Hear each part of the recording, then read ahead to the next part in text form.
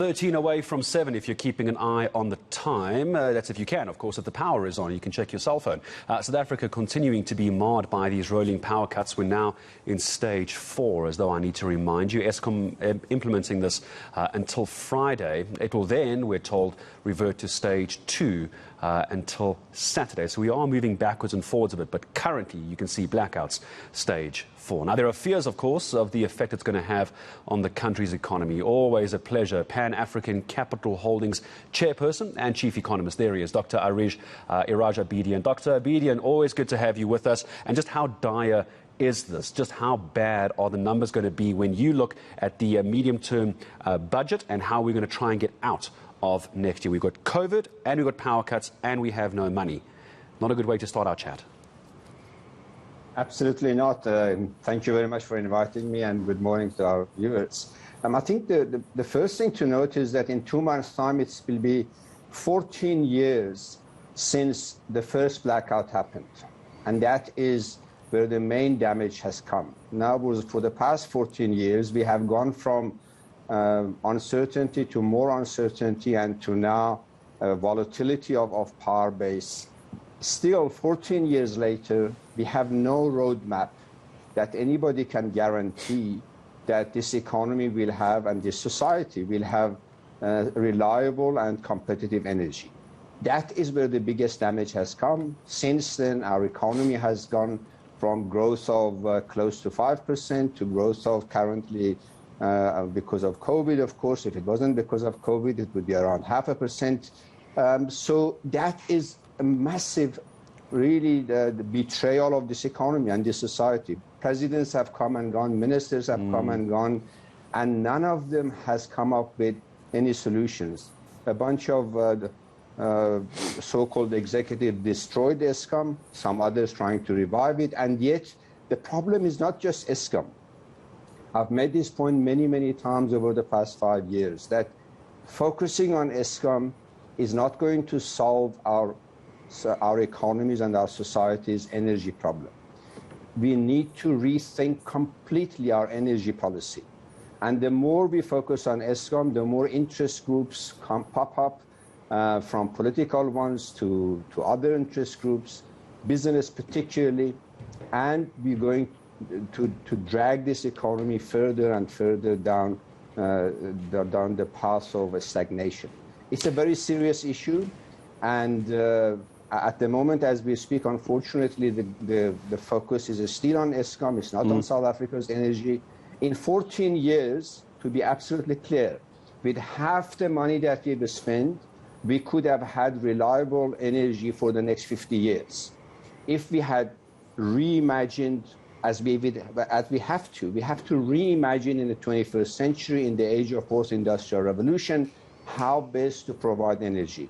The more we focus on Eskom, the more backward we go. From an economic perspective as well, do we have the kind of resources, Doctor, to try and fix Eskom at the moment? Do we have the kind of money where if we said to Eskom or government, or whoever it might be in charge of the budget in the end, here's all the money you need, go and fix all the problems? Because there's a lot of problems at Eskom, but if we look at the finances and economically, we don't even have the money to fix the problems at Eskom, never mind try and implement all the plans we have for further down the road. I tend to disagree with you. It's not a question of money. Many societies have gone about it very differently. And the way to do this is to accept, as the minister eventually has, our Minister of State Enterprises and the President and Eskom have confirmed, that over 50%, almost 60% of generation capacity of Eskom should have been retired 10, 15 years ago. So what are we doing throwing money at a broken machinery? If we spend the same money subsidizing firms and households to finance their own energy generation, as many countries have done and are doing as we speak, within 3 to 5 years, we will solve the problem. And Eskom will focus on what it can do, which will be about a third of what it is now obliged to do.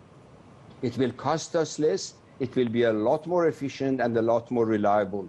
But we will cut out a lot of interest groups who are now really coining in because they keep Eskom alive, because it's a broken machine. So I repeat myself, we need to reimagine, we need to stop fixing Eskom, we need to fix South Africa's energy problem. Do we have the fiscal resources? Are there enough money, to be specific, to configure a solution forward? Yes, there is. But we need to stop thinking about fixing Eskom. Dr. Abedian, perhaps a last question to you. I'm pushed a little bit for time here, but I'd like to pick up on a point you made earlier about outgoing or former CEOs, current CEOs, former presidents, current presidents. Where does a leadership change need to come in, if at all there is one needed? It is a cabinet decision. It is not a particular minister. Obviously, ministers mix up things, and they are confused, and they are confusing themselves, and they are fighting their battles over energy policy. It's the president and the cabinet ultimately who's got constitutional responsibility to solve this and stop beating around the bush. If they don't know what to do, they need to come out and say, we don't know what to do, and the nation, the business sector, the scientific society will sort it out. But the more they pretend that they have the solution, the more they take us backwards, and they must stop this after 14 years. Yeah, it's time for us to pull ourselves out of the dark. It's always a pleasure, Dr. Iraj Abedian, joining us this morning, Pan-African Capital Holdings Chairperson and Chief Economist. I thought that was fascinating, that there is actually money for future solutions to try and end the problem of load shedding. What we shouldn't be doing is taking the money we do have currently and trying to fix old infrastructure. Fascinating discussion with the good doctor.